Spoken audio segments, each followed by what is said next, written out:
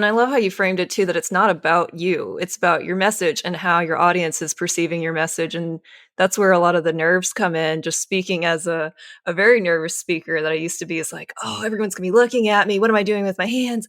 What am I doing with my face, my eyes? Like, what are they thinking of me? Like, there's so many thoughts about me as a speaker. And you forget that, oh, wait, I'm here to tell them something, to teach them something.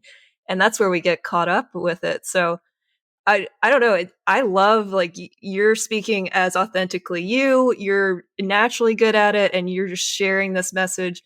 You don't care what they think about you afterwards. You just want them to Oh, I take home the care. message. Oh, wait, let's Well, roll you don't this back. internalize it, maybe. Yeah. Okay. Let's roll that back a little bit, because as confident as I am, and as well as I know my material, and as strong as I know that my messaging is, I used to hear people say, like, I really have a message that could change the world, and think, how can you possibly be so bold to say something like that? I understand now. But I only understand this because I say these things all the time, and then people write to me and say, this changed my life. Right. Right. So I only know that from their perspective, not from my own perspective. So a couple of weeks ago, I did a workshop, and they send out a feedback form afterwards, and you get the feedback form. And I was part of a full day conference. So I was 1 hour out of 6 hours that they had of various things with lunch and everything else.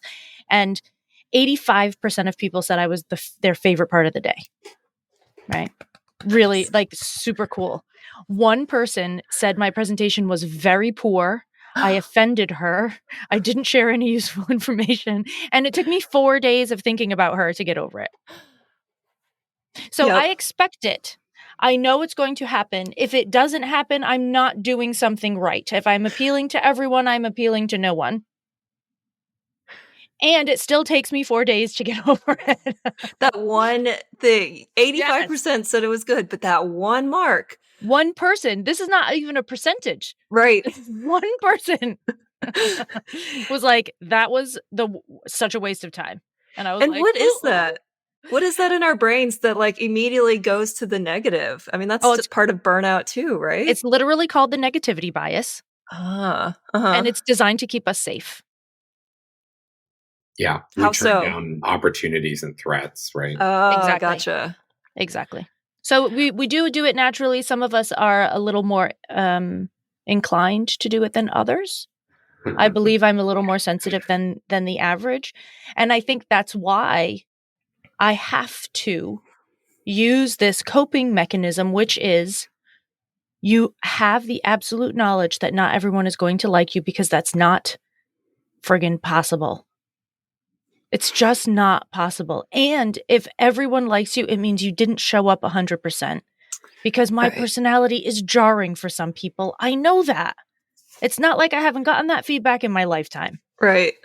Right. So if I'm not getting that poor feedback, it means I'm not being vulnerable enough, and I'm not showing up enough.